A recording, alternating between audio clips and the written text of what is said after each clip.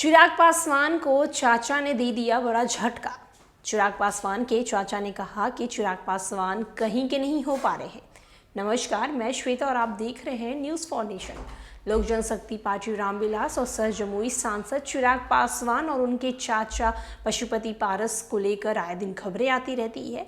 जहां एक तरफ पशुपति पारस जो है चिराग पासवान पर हर दिन कुछ न कुछ बयानबाजी करते रहते हैं, तो वहीं चिराग पासवान भी उनके बयानबाजी को काफ़ी सीधे तरीके से जवाब देते हैं। तो इसी बीच पशुपति पारस ने चिराग पासवान को अभी एक और बात कह दी है। उन्होंने कहा है कि चिराग पासवान कहीं के नहीं रह पाएंगे। चिराग पासवान कभी महागठबंधन को समर्थन देने की बात कहते हैं तो कभी एनडीए की बात करते हैं।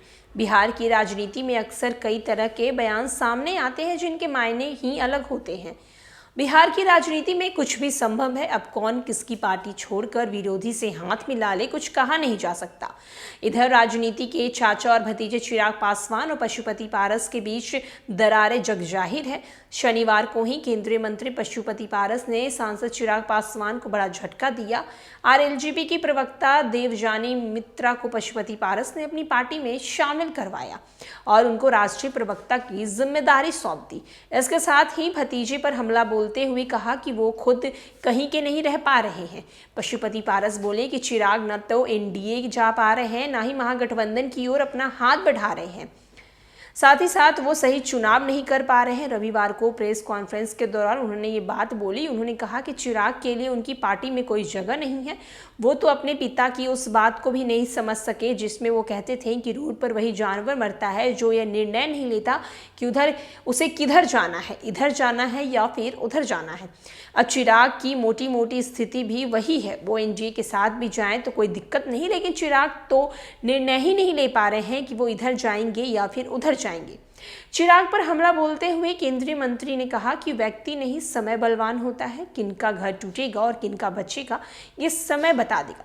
चिराग को यही अंदाजा नहीं है कि उन्होंने 2024 के विधानसभा चुनाव में जो वोट मिले हैं वो इसलिए मिले क्योंकि हमने विरोध नहीं किया और बड़े भाई के निधन से मिली सहानुभूति उनके खाते में चली गई। इसके बाद वो अपनी हालत देख ले, जनता उनकी कितनी बात सुन रही है। हाजीपुर में आरजेडी के लिए एमएलसी चुनाव के वोट मांगने के दौरान ही पता चल गया था कि लोगों ने उनकी एक भी नहीं सुनी है। चिराग पासवान के चाचा पशुपति पारस चिराग पासवान को लेकर कह रहे हैं कि वो तो अपने पिता की बातों को भी भूल गए हैं। उनके पिता कहा करते थे कि जो रोड पे जानवर चलता है, अगर वो इधर से उधर नहीं सोचता है कि उसे किधर जाना है तो उसकी रोड पे ही मौत हो जाती है। लेकिन चिराग पासवान इन सारी बातों को भूल गए हैं।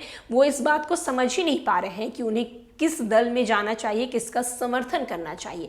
लेकिन मुझे इस बात से कोई आपत्ति नहीं है कि वो किसी भी दल में जाएं या किसी का भी समर्थन करें। लेकिन चिराग पासवान अगर ये बात सोचते हैं कि जनता उनकी बातों को सुनती है तो वो गलत सुनते हैं। वही हम आपको बताते चले कि पशुपति पारस और चिराग पासवान में आए दिन बयानबाजी होती रहती है, जहाँ चाचा भतीजे की ये बयानबाजी जग जाहिर है। जहाँ एक तरफ पशुपति पारस चिराग पासवान पर एक मौका नहीं छोड़ते किसी भी प्रकार की टिप्पणी करने से, तो वहीं चिराग पासवान इस पे जवाब देने से कभी पीछे नहीं हटते हैं। अब इस सवाल के बाद, इन बातों के बाद क्या कुछ चिराग पासवान कहते हैं ये तो आने वाले दिनों में ही पता चलेगी। फिलहाल के लिए इस खबर में इतना ही। और भी न्यूज़ और अपडेट के लिए देखते रहें न्यूज़ फॉर नेशन।